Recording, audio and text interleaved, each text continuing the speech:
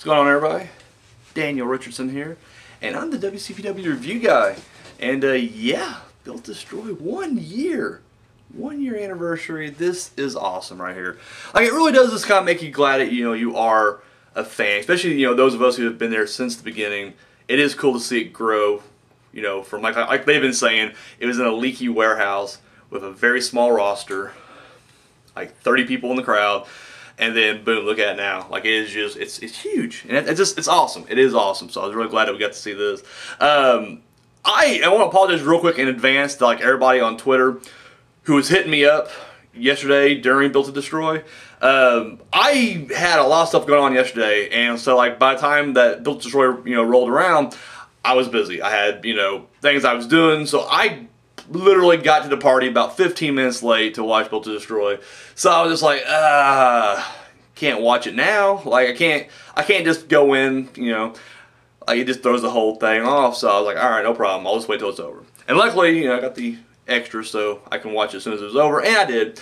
But I just noticed like my phone was just blowing up like the entire time, and I couldn't even read them because I was just like, I don't want to be like accidentally spoiled just in case. I didn't want anybody to be like, oh, I can't believe that just happened. I'd be like, oh no. So like literally I was just like, I was a caveman. I was Amish for like 5-6 hours yesterday. Just enough time, like I literally like, from like when Built to Destroy actually aired to when I actually finished it, like that entire time I was just blacked out, just completely off the grid because I did not want it to be ruined. So I want to apologize in advance to anybody out there. I wasn't being rude. Don't think I was just trying to be stuck up or snobbish or anything like that. I couldn't respond to anybody because, didn't want spoilers. Alright, so let's get into it. It's Built to Destroy 17. I think it's kind of funny. This says 17. Seriously, my girlfriend's just like, there's 17. I'm like, no, it's the year. It's the year. Don't worry about it. Couldn't just call it. I would like to see Built to Destroy too. Like, what is the WrestleMania equivalent that WCPW has? Like, where are we going to start adding like a Roman numeral to the events? I don't know. This is something I thought was like, Built to Destroy. It should have been Built to Destroy too. Dose. So let's get into it. We got the commentary team of Dave Bradshaw and James R. Kennedy, which I love this team. They're hilarious. Like, they work so well together, and I do just love, like, I don't know, the banter throughout the night. I thought it was just great. Yeah, no, we're good. We're good with the team so far. I was not disappointed with that. So we kick things off with an internet title match. It's Shaw Samuels versus Gabriel Kidd, and yeah, we get this thing kick-started right. And it was actually a pretty evenly matched, considering Samuels is huge and, Kidd's kind of small and scrawny. Kidd held his own, and that was the thing I really liked about this match. This was definitely a stepping stone into making Kidd seem more legitimate, and not just, because the other thing too is they kept saying, which is what I've been bringing up, ever since he won the title, was that every match he wins with a small package. And even like other fans of WCPW out there was like, well, listen, Daniel, that's okay. It's a wrestling hole. It fits his character. I'm like, yes, but it doesn't help him.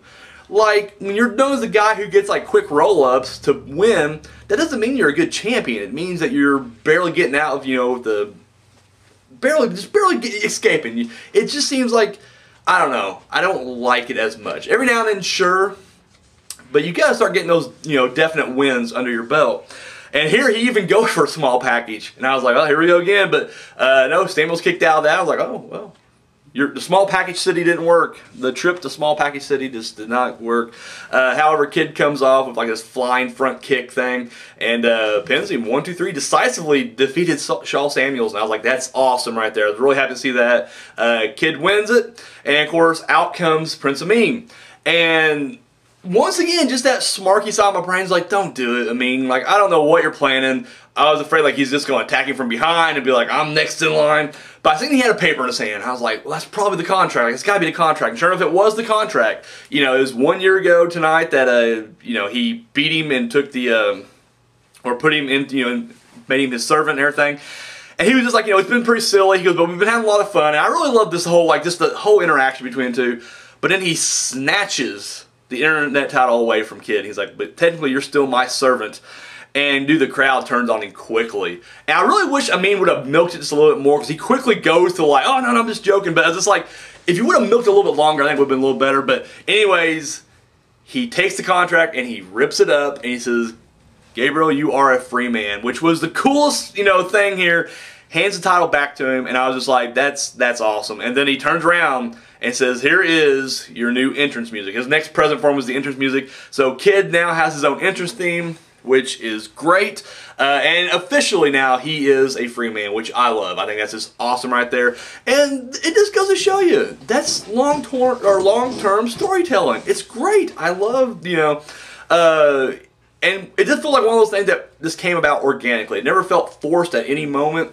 If you would have told me 1 year ago this was going to end like this, I wouldn't have believed it. It would have seemed real. Because dude, Prince of Mean was a dick there for like the longest time. Like, seriously, even when he went face, it was hard for people to completely accept him as, you know, but it, you know, as time went on, like, you know, we love him. And that's why I didn't want to see it. Like, don't turn on Kid. Like, come on. Let's not just swerve for the sake of swerving.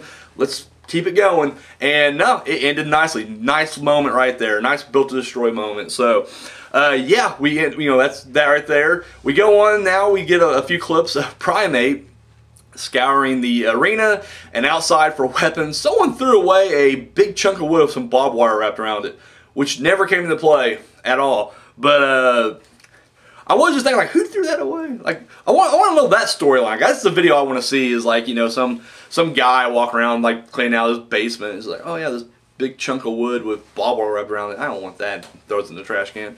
So anyways, we kick things off now. This is the Pro Wrestling World Cup Scottish qualifying match. It is BT Gunn versus Kenny Williams. There are 10 matches.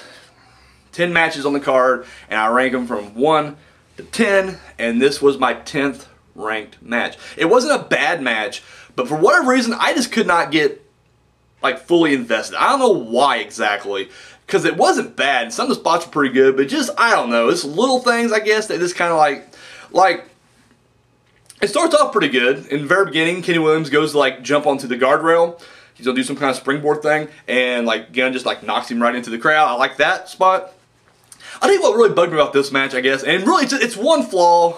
If I think if I say anything else, I'm nitpicking. But the one flaw that did just kind of bug me, because you know, you gotta remember, I'm a grumpy old man here. Like, this is just me being a grumpy old man. I'm a serious, you know, pro wrestling fan.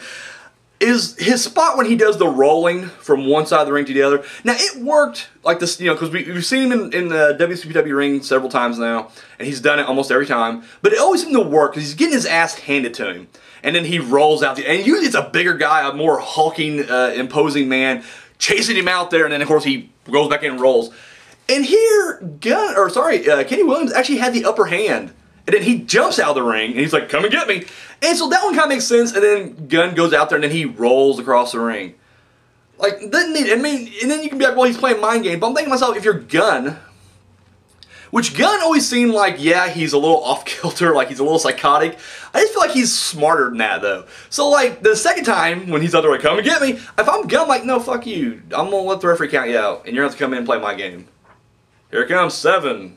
8. No, you're back in, and he stopped him. That would have been better. That would have made more sense. But Gunn's like, all right, he goes out there, and then he gets back in and rolls again. And I'm like, I don't know. And once again, maybe that's a horrible reason, but I honestly, there wasn't a whole lot of flaws with the other matches. So when you're ranking them, it's the one flaw that sticks out that will pretty much sink your ship. Like I said, it wasn't a bad match, and Kenny Williams, I mean, I really kind of wanted Gunn to win it. But I like Kenny Williams. I'm glad he moved on as well. So yeah, Kenny Williams moved, and I'm sure Banks is going to win in the or he's going to be one of the rest of the world. Well, they should say best of the world. So rest. Don't make it sound like it's the leftovers. But anyways, I'm sure he's going to get it. So we'll have 2 prestige members in the thing. So yeah, I'm okay with the results here. And of course, the ending was pretty crazy. He ends up like hitting with like this crazy spinning tornado DDT thing. I don't know what the hell he calls it, but he done it twice. This is the second time I've seen him do it. So yeah, Williams gets the win. And once again, this is my 10th ranked match. And yeah, once again, didn't hate the match. Match was fine, but you know, you got winners, you got losers, and you got to rank them. And I ranked that one. So up next, Polo Promotions going up against Moss and Slater, and really happy to see this. There was one line here, and I wrote it down. I don't want to look like I'm cheating here, but there was a commentary moment here, and it was great. It was, I forget what they was actually talking about. I guess Blampier, like Kennedy's Matt Blampier, and he's like, well, he's not the boss of me now, and Bradshaw's like, all right, Malcolm in the middle. And I don't know why. It's a cheesy little line. I just start laughing, like, extremely. I'm like, that's just an obscure reference, but it's just, I don't know, it was funny. I liked it. Pro Promotions, dude, I love this tag team. Like, I am really hoping for big things for them in the future. Like, I wouldn't mind at some point, like, Essex losing the titles, and then, you know, Polo works their way up and snatch them. Because I really think, like, I don't know, I get a big, like, brainbuster type vibe. And even though, like, in this match, they were actually kind of getting their ass handed to them a lot, they do eventually kind of come back and, you know, we're good to go right there, and they actually end up winning it. The winning, I will say, it worked and it didn't for me. I'm kind of half and half on this, because they're beating the crap out of Moss, the legal man, and then they toss him out and they grab Slater and bring him in. There's no tag. Now, the commentaries did mention this, so I'm okay with that, the fact that it was acknowledged, because a lot of times in WCPW, when there's a tag match, like, you know, the tagging goes out the window, and usually, and I mean, I've noticed it several times where it's like, no, that guy wasn't even the legal man, but they don't even acknowledge it or whatever. This is the one time where, like, no, wait a minute, he wasn't the legal man or whatever, and they still pinned him. And I'm thinking to myself, like, the referee was, like, clearly saw them throw him out and then grab the other one. I was like, what? But, you know, hopefully this will actually build to something, you know, keeps going, you know, keeps the storyline going, so I'm okay with that. I'm not, you know, once again, it was great tag action right here. I really loved it. And then, of course, after the match, Polo Promotions keep beating down Slater until Moss makes a save. And, of course, now they're kind of showing, I'm not sure, I mean, I don't think it was legit, but they showed that, you know, Slater had a knee injury after the match, and he was helped back, you know, he's hobbling back, if you will. So, you know, where this is going to go next, I don't know. It does seem, I did kind of feel bad for Moss and Slater. I mean, in kayfabe world, because I know, like, elsewhere they're doing other stuff, so I get it. But here in the world of WCPW, it's like they just can't get back on track. Like, every time they come back, someone gets injured. And they come back and someone else gets injured. It's just like, I don't know, it's like they were doing so great. They were the most dominant tag team. Even today, I think they're the most dominant tag team. It's just, they got derailed once, and they have yet to get back on track. So yeah, there we go. There's that. Up next, it is the women's title match, and it was originally scheduled to be Kaylee Ray versus Bea Priestley, which apparently she's going to have Viper in her corner. But Priestley comes out on a crutch, one crutch, and she's just like, yeah, my knee, can't wrestle, so you're going to have to fight Viper instead. Like, again, even though Kaylee Ray already beat Viper to get to Priestley. Well, Blampier comes out and he's like, we're not doing that. He's like, oh, you know what, fine. Kaylee Ray will fight Viper, but your woman's title's still on the line. So if Kaylee Ray beats Viper, boom, you lose the belt. And I was like, yeah, so I don't know if Bea Priestley is actually injured, because she was jumping around a lot during this match. So I don't know if this was just part of the story. It did seem like a weird way to do that, but it works. So anyway, I mean, because I am happy with the match, how it goes and everything. But can you wonder, like, you know, what's going to happen if Viper wins? Like, will that give her, like, a shot at the title now? Like, what's going to happen exactly? And I thought that'd be kind of crazy, too, is like, if Viper won, if Blampier was like, well, listen, it was for the title. So, and then still, so either way, I was just like, you know, when you get the belt beat anyway, because she hasn't been wrestling in a long time. Spoiler alert, not this weekend, but soon. Her 90 days is coming up, which is crazy to think about, but I was like, she hasn't been wrestling. Time to take the title off of her. So anyways, we get Kaylee Ray and Viper just going right at it. There was one awesome moment. You got Viper, she's on her knee, and I've seen Kaylee do this before, where she'll do like this like weird like tornado spinning DDT like on the ground, and then she puts it right into like the submission move. And I don't know what the hell she calls it, but it's awesome. And she gets Viper into that, and I was like, yes, like we're gonna see like a quick tap out. No, she gets up and just like picks up picks up Kaylee Ray and just like bomb slams her right there. At one point, Viper has this thing won. She hits her with the finisher, but at the time, Priestley's outside jawing at the referee. And of course, so Viper's like, I got this match won, what the hell? And she gets up, starts arguing with her, and I was like, oh, we know where this is going right now. And then later on, Viper goes to throw Kaylee Ray into the ropes, gets reversed, and of course, Priestley just slams that crush, hits Viper by mistake, followed by a roll-up, 1, 2, 3. Kaylee Ray is the new women's champion. And I was like, I'm happy for that. I'm glad. You know, some fresh blood in the title picture is always good. So she wins the title, rolls out, great victory. And of course, Viper is just pissed at Priestley, pushes her down. But of course, Priestley's like, no, my ankle hurts. Don't do this. And of course, Viper just like, you know what, fine. And it helps her out of the ring. And then the best moment is she picks her up and carries her backstage, which was just, that was the icing on the cake. That was just great. I loved it. I liked the way it ended. I really did, because once again, it was getting stale just by the fact, or the women's division was just getting stale, the fact that it's just been Viper versus people. Like, that's it. And this is no different than like when Nixon Newell was a women's champion and she was just fighting people. Like, just one person taking on everybody. When B first won the title, she was doing the same thing. So when they brought Viper in, I liked it. But the fact that like B Priestley was just not wrestling, it was just like, what the hell? So I really like this. Like, I like that they're changing up a little bit. The fact that they didn't just go ahead and pull the trigger on Viper turn on B, I like that too. So I don't know, I'm really hoping that this will be like maybe a start of like, you know, I keep saying, like, it seems like every time they get like the women's division going, it just stops. And then it's like, oh, here we go again, we're gonna get, you know, we're gonna get going, and then just, so I'm really hoping that this will somehow, because like right now women's wrestling is great, and there's a lot of talent. Like, I'm seeing all these different women's wrestling, you know, all the ones we've had before, which I know people move on, but it's like, where's Alex Windsor at? Where is Nixon Newell? Like, you can be getting all these girls back. Lana Austin, Tessa Blanchard. Like, we got a pool of, you know, draw from here. And it's just like they constantly just kind of had the same 2 or 3. So I don't know. Maybe there is more behind the scenes I don't know about. And maybe it is just kind of hard to book these people. But Little Miss Roxy, where's she been at? So, I mean, there's plenty of women out there to compete. But anyways, I was happy with the way this ended. I think this ended pretty good. So then Joe Coffey comes out next. And it was funny because right before, you know, this match, you know, kick started, you know, last week, you know, I was like, well, who do you know, on Twitter, I was like, you know, who do you guys think is going to, you know, be the mystery opponent? A lot of people was going like Alberto El Patron. And then someone was like, well, what if it's Moose? Because they did say it's going to be someone big. And I was just like, ugh. Not Moose. Not Moose. Please not Moose. And it's funny because, I mean, I'm not going to lie. And I am not going back on any of this. I do not like Moose's, like, matches. They're horrible. And they're boring. And they're bad. And like the 3 matches that he had, 2 against Coffey and 1 against Drew Galloway, was just shit. Like, I'm sorry. Like, and Coffey made the other two work slightly, but then like the Drew Galloway match, I'm just like, this is horrible. And I kind of blamed Galloway too. And then I saw Galloway wrestle later on. I was like, oh wait, it wasn't Galloway at all. Huh? Who could it be then?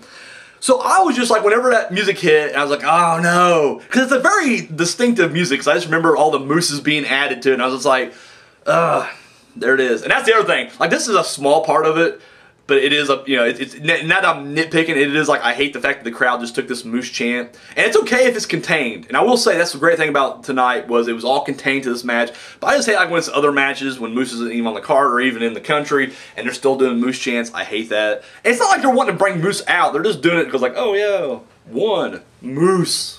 2, you know, I don't like it. Don't like it. So Moose comes out and I'm just like, son of a bitch. Like, here we go again. And I had to eat my words on this one. I literally was like, wow, because this match was fucking great. And I mean, I'm not just saying like, no, it was great. Like, this is honestly probably my number 2 or maybe 3 match. It ain't my favorite match of the night, but this is high up there. And in all honesty, it's probably just from the complete surprise of it all. Like, I wasn't expecting to be this good. Early on, they start doing this whole exchange where like they're just like flipping over each other and they're doing arm drags, and dude, Moose like nips up, and I was like, yes, yes, where's this Moose been? Like, where has this Moose been? I don't know. The match, like I said, was just crazy. We literally had a bunch of, I love there's a moment where Moose goes for, it was, yeah, no, it was Moose. Went for the black coffee. And, no, sorry, it was Joe Coffey went for the black coffee. Moose ducks it, hits a spear, picks him up, hits him with his own black coffee. You know, he kicks right out of that. And I was just like, holy shit. One moment that was pretty crazy that just came out of nowhere. This happened actually before that black coffee spear, black coffee spot.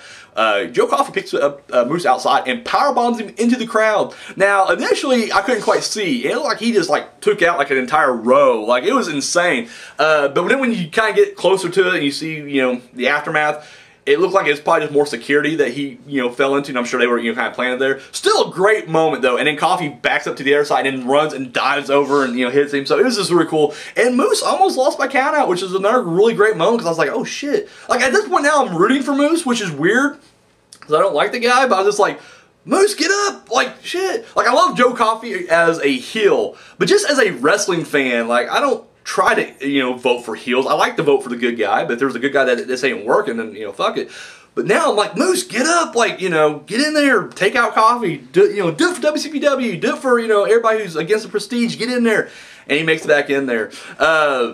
No, really good stuff right here. There's a moment too. Okay, I got this written down right here, and I just want to make sure I get it out there real quick. There's a moment where you know, Joe Coffey has a he's got him in a Boston Crab, and of course he makes it to the rope. Moose makes it to the rope, and then they're like, Joe Coffey has to break it, and then Dave Bradshaw says, I guess you can call it a coffee break. And I'm just like, that's hilarious. I don't care how cheesy these jokes are. They're working on me, and I'm laughing hysterically. So, coffee break, yes. Just yes. So we get that going. One really great moment here was Moose getting beaten down, and he's coming back up, and he keeps getting chopped. But every time he's getting chopped, he brings his hand up slowly.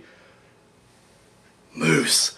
And it was the one time I'm literally at home doing Moose with him. Like, I'm just like, yes, don't stay down. Like, it was like a reverse Hogan. Like, you know, like Hogan gets hawked up and gets...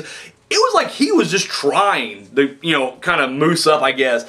It was just a great moment. And the whole time, it's like, you know, Coffey just keep, you know, kayfabe-wise, Coffey should have just kept trying to beat him down. But it was a great moment, because like I said, every time Moose would just kind of get up a little bit, he'd chop the shit out of him, and then Moose would just kind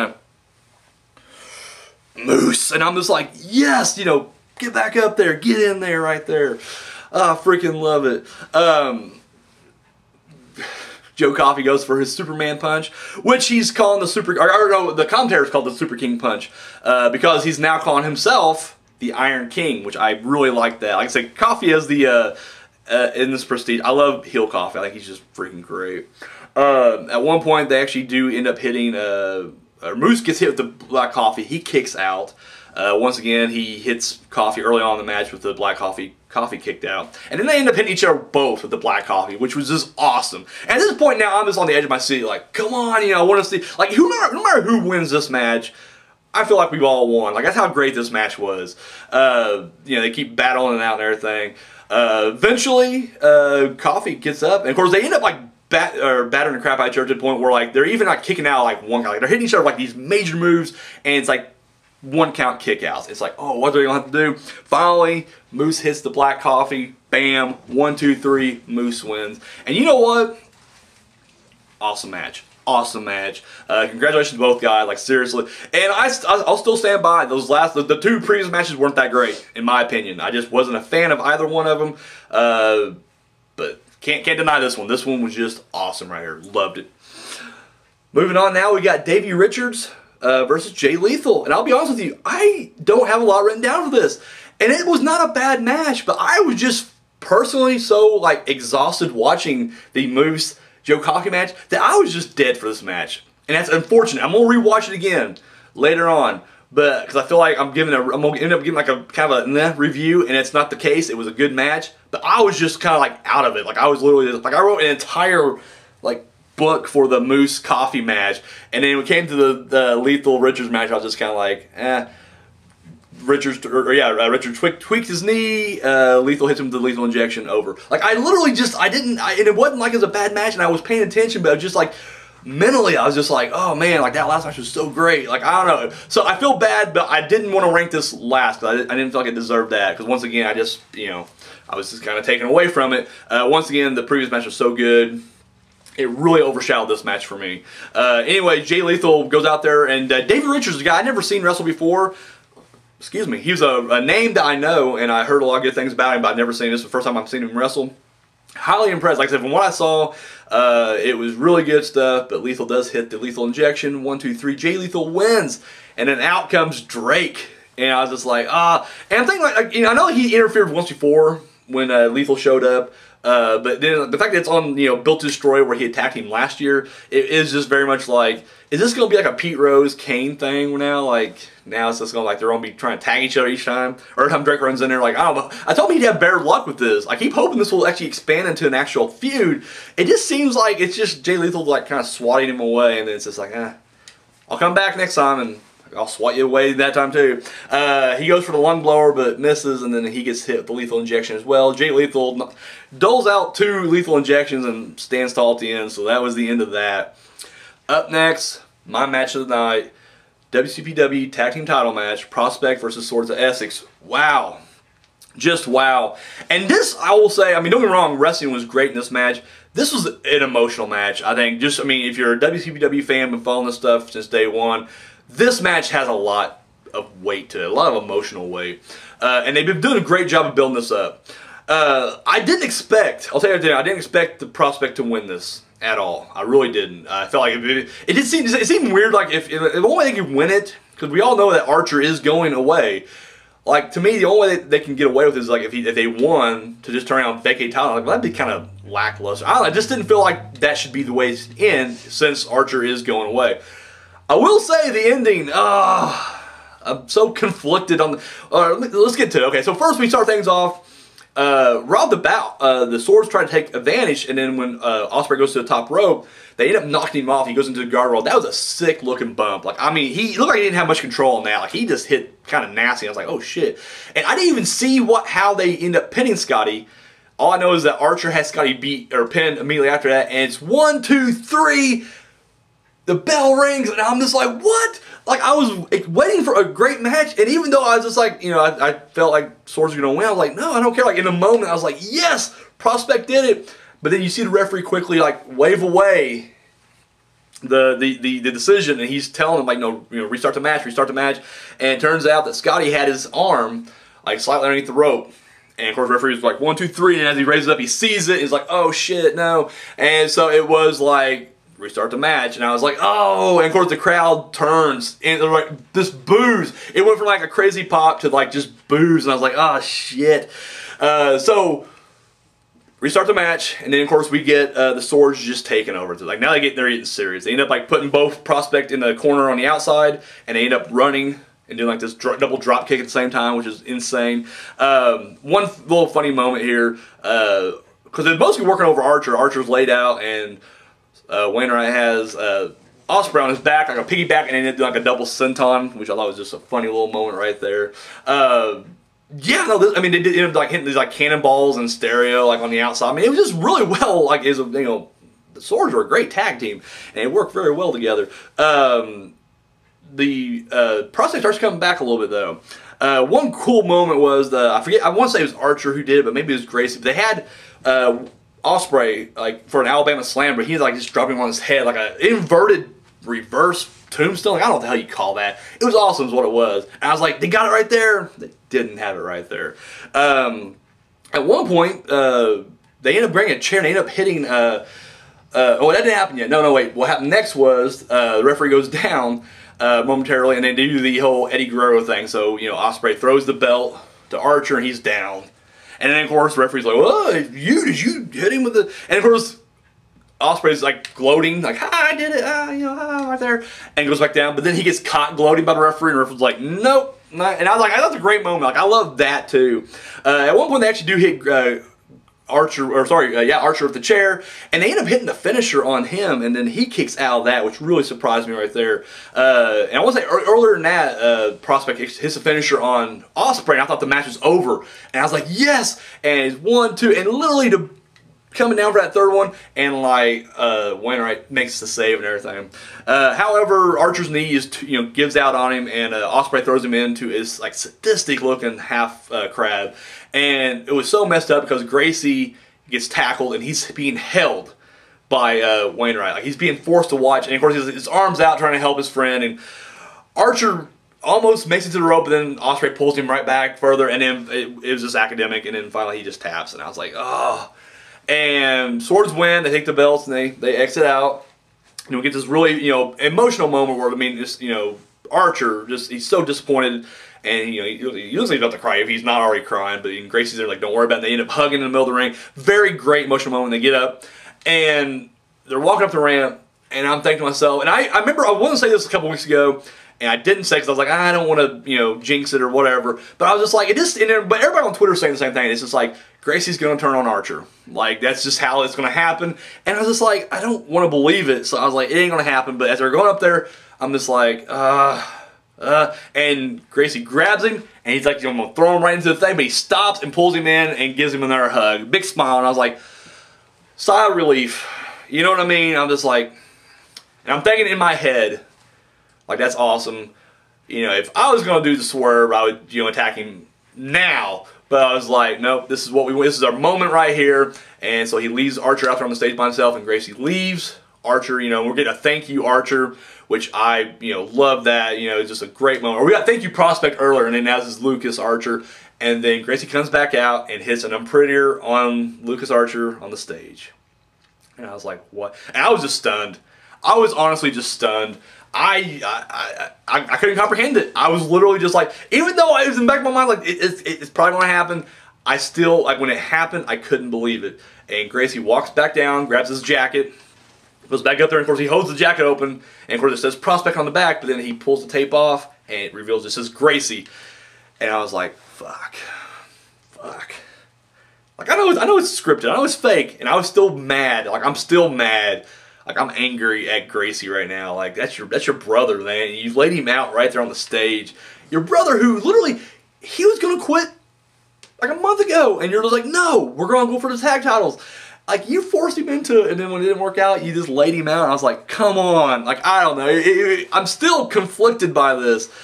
And it makes sense. Like, and it is like, you know, Gracie, you remember they were heels when they first came in. You know, they don't just leave you. You still have those evil heel tendencies in the back of your mind. And it's just like, it does kind of make sense in the fact that, like, he was trying.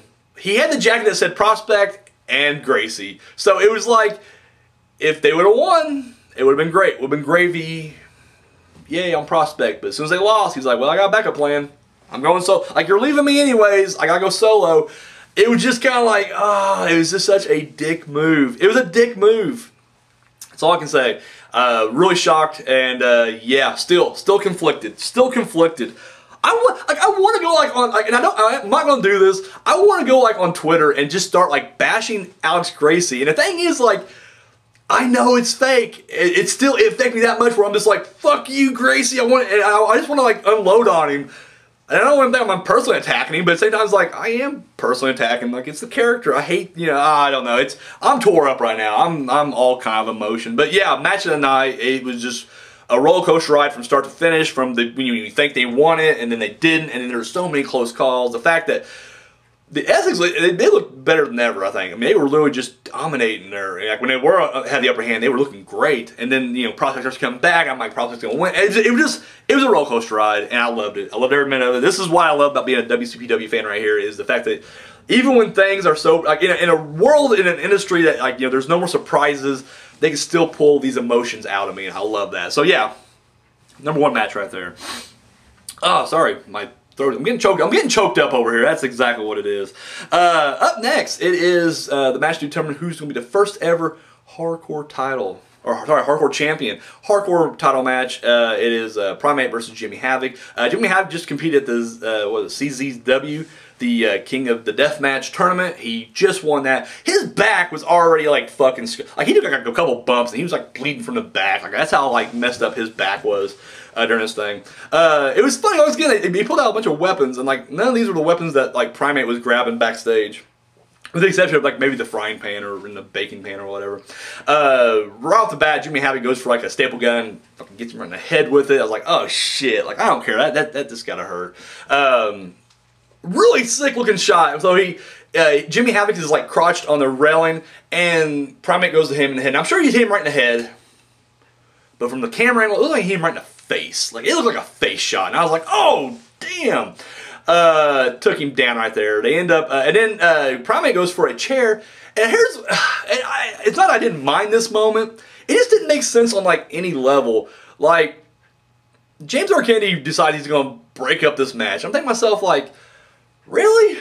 Like, I just feel like out of everybody, because, like, you know, Primate was a monster, but, like, Ross kind of swayed him away. I just feel like at that point he was already a commentator. Like, I don't know, it just feels like that was less personal. I feel like Prospect almost winning tag titles would have been a more personal blow, because, you know, you try to build him up from the beginning. So, I don't know, and once again, I get it. Like, I would not want him to interfere in that match at all. So it just seemed like it made no sense, even from a kayfabe standpoint, that he interferes.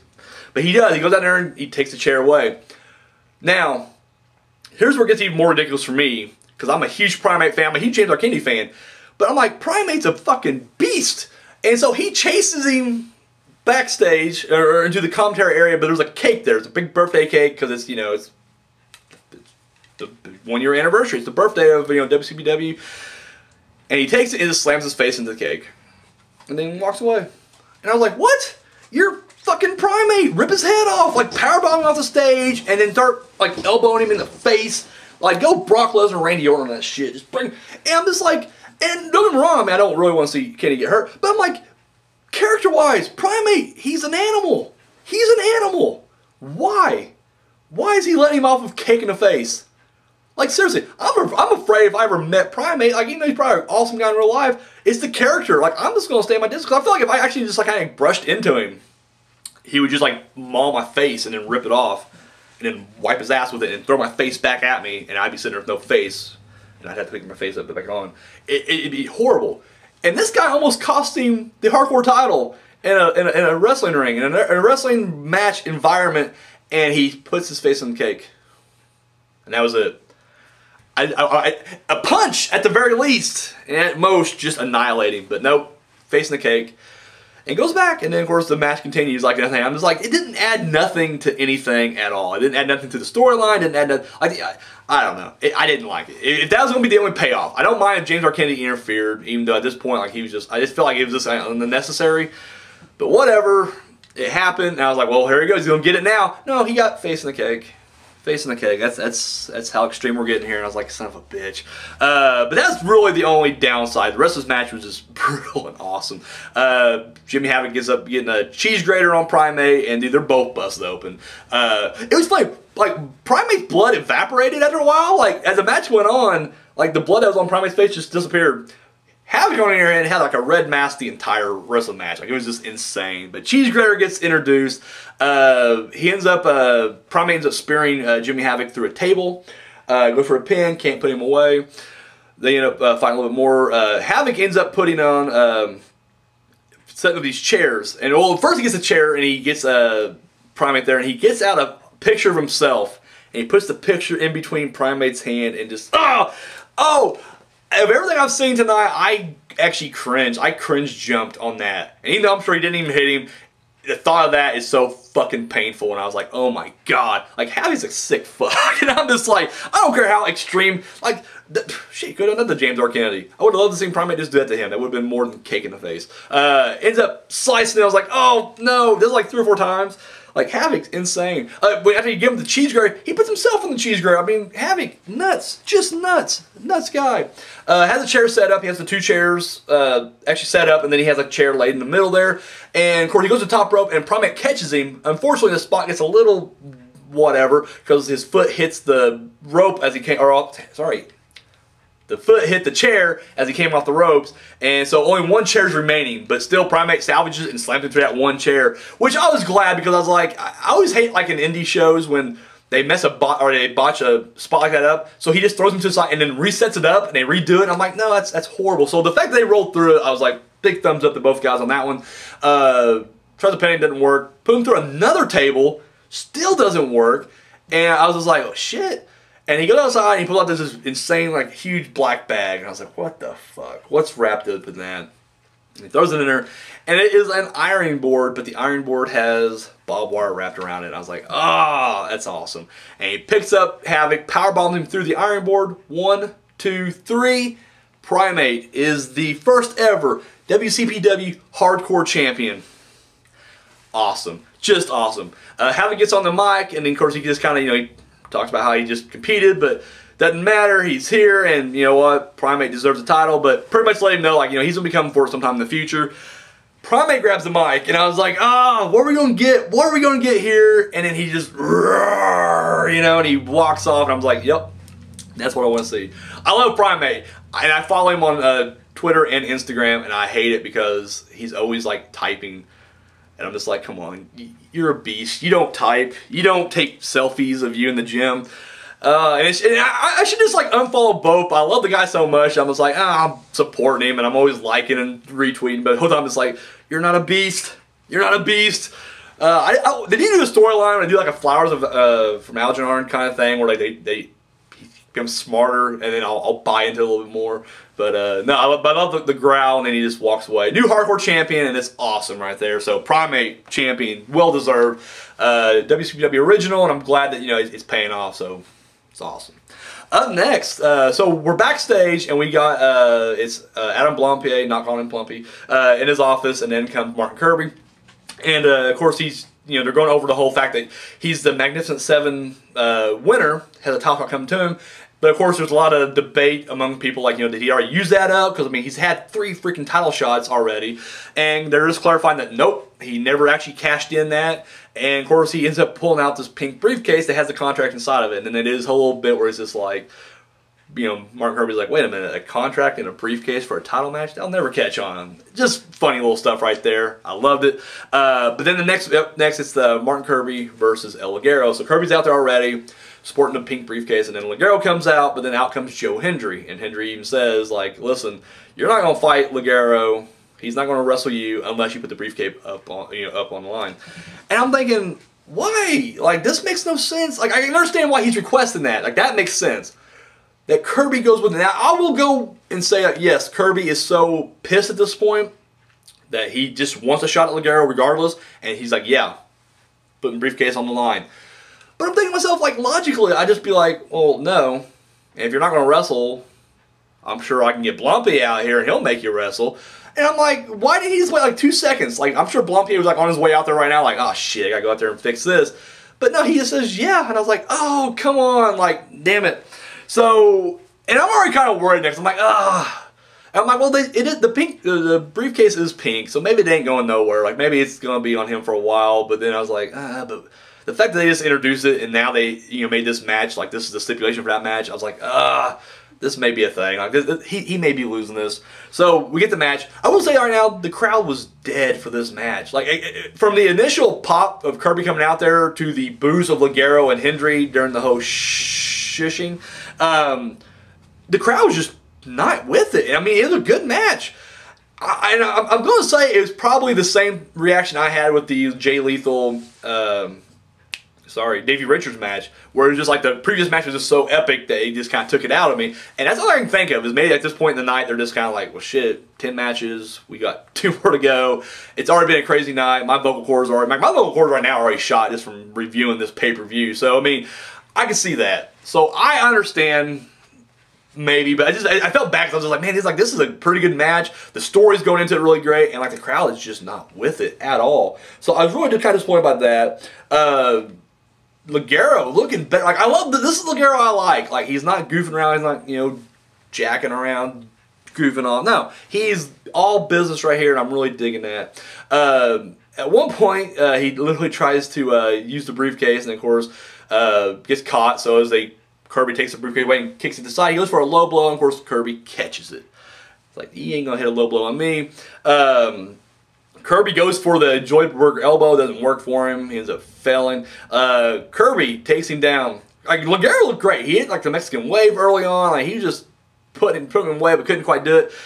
So Kirby has him down. He goes up for the Zoidberg elbow, and a camera guy gets in the ring. And I was like, God damn it! Are we really going to do the Hogan Yokozuna thing? I kept waiting for the fireball to fly out and hit him in the face. But the photographer gets in the ring, and so the referee's like, get out of here, and Kirby's like, what's going on? So Kirby is looking at the photographer and, the ref, and then Ligero hits him with the low blow, and then he hits the C4L. 1, 2, 3. Ligero wins the contract, and I was like, what? What? And I was like, all right. And then the photographer gets in the ring, and I'm thinking, okay, well, who's it going to be? This is going to be a cool reveal, right? Because I'm thinking to myself, is it Travis Banks? Like, is he coming back? Like, that would make sense. No, it's Stevie Aaron. What? The old, not even the old, like, he's just the ring announcer. Just happened not to be there tonight. And I was like, that's it? That's the reveal? Like, why? What? What's going on? And it was, don't get me wrong, it generated some heat. People were booing loudly, and he was just like, the winner, the greatest, prestigious El Ligero. And I was like, what the fuck's going on? Like, and I mean, I'm sticking with it. I'm curious to see where this goes, but it just seems like the weirdest sort. It seems like almost like a Russo-style swerve. It's just like, why is Stevie, like, what grievances does Stevie Aaron have against, and maybe that's what's going to be, is like, he's like, I get replaced with this guy? Like, this guy's the one that's replacing me? I don't think so. I'm Stevie Aaron. It just seems very out, like, he wasn't even willing to play along with it. I mean, that's the thing. Maybe, Prestige is all about not joking around, because I just remember the only time he ever did anything in the ring was the, Kirby put him in that Duck Duck Goose game, or no, musical chairs, what it was, musical chairs. Maybe he's still pissed about that. I don't know. It was just kind of a lame finish because I was like, when I saw the photographer and I was like, well, maybe it's going to be Travis Banks or maybe it'll be a new wrestler, like someone making their debut. It was Stevie Aaron. I was just like, all right. So Kirby lost his briefcase. Shit. All right. Fuck. I don't know. It was a low. And I'm not going to sink the match because the match itself was good. I just didn't like the ending. I honestly did not like the ending at all. If there will have been maybe I'm sure it'll give a reason later down the road, but just like now that we have no loadeds, we're just going pay-per-view to pay-per-view. Like we need a clip or maybe an interview with Stevie Aaron on the channel or something. Just something where it's just like, why did he do this? Like I want to know why. I don't want to have to wait till the next pay-per-view for him to be like, I'm just mad at Kirby because when he was general manager, he cut my pay or something. I don't know. It just seems so weird. It's like, is Stevie Aaron a member of the Prestige now? Like, how big is this group going to get? Is it going to be like the NWO? We're going to get really bloated with like Prestige members now? I don't know. Wasn't big on it. Wasn't big on that whole debacle. So anyways, up next is the main event, WCPW World Title match. It's Rampage versus Joe Hendry. Now, Stevie Aaron and El Guerrero's still outside. Now, apparently, they never mentioned this in any of the, at least I don't remember them mentioning this in any of the advertisements or, any of the hype packages building this up, but they're like, everybody's banned from ringside on this match. And they never quite specified, like, if they do break that ban, if the title, because before when Hendry fought Kirby and, Prestige was banned from ringside, if they did interfere, the title would go straight to, Kirby. So they didn't mention that part of it, but anyways, they quickly said that, all ringside people are banned. So I was like, all right, makes sense. So Guerrero's still out there, Stevie Aaron's still out there, and then as Rampage comes out, he gets jumped by BT Gunn and Joe Coffey, and I was just like, oh, okay, we're going to do that again. Like we did that literally with Kirby the previous time. So they beat him down, all three of them are beating him down. Stevie Aaron's just like, yeah. And then they throw Rampage in the ring, and then out comes Joe Hendry. And then as soon as Hendry gets in the ring, everybody else is gone, and then the match begins. And this match was pretty good. Rampage quickly comes back from getting beat down, so I was like, all right, that's not selling that entire or getting beat down at all. He's just back and ready to wrestle. BT Gunn comes out at one point, and Rampage hits Hendry with the pile driver.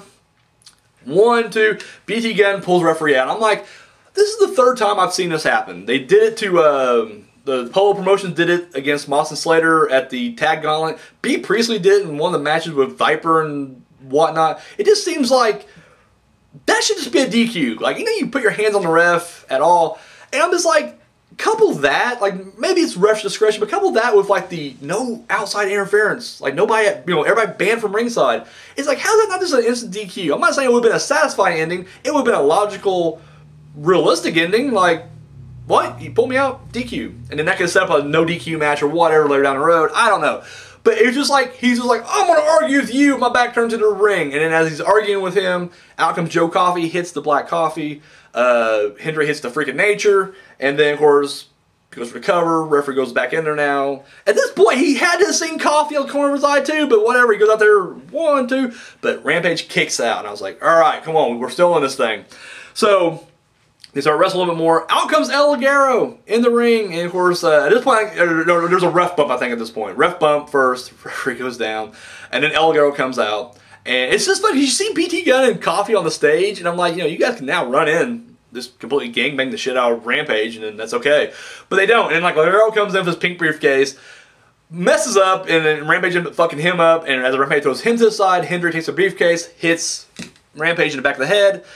Hendry locks on the Hendry lock, and of course referee comes to, and then of course he sees Rampage out, he lifts the arm 3 times, and Rampage loses, Hendry wins.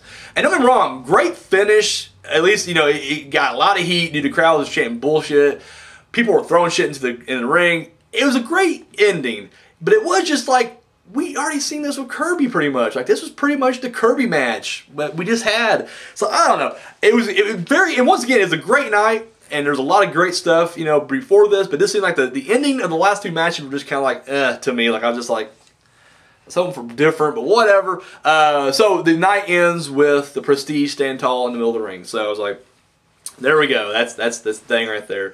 So what I think about this event overall, we're hitting the 50-minute mark right now. I apologize. I'm sorry. I had a lot to say, and it was a long pay-per-view.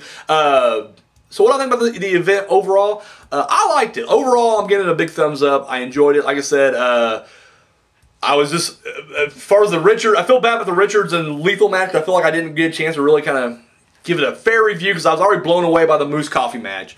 The Pro Wrestling World Cup qualifying match, I don't know. I wasn't huge on it. I just couldn't quite get into that. And then, like I said, the last two matches I enjoyed, but I feel like the fans were completely out of those matches because they just had an entire night of insane wrestling. And coupled that with the fact that then, like, they had these ridiculous endings. And I'm just like, once again, I'm not going to be like, man, no, I mean, I'll see where it's going. They've done this to me in the past where I'm just like, I don't get why they did like that. And then at the end, I'm like, oh, wow, that makes a lot of sense. Okay, that's why you do that. So, I mean, I'm curious to see where we're going next. I really am. I'm just saying, like, from me sitting here in the office watching the event, I was just like, that's what we're doing? Like, oh, okay. Stevie Aaron, that bugs me.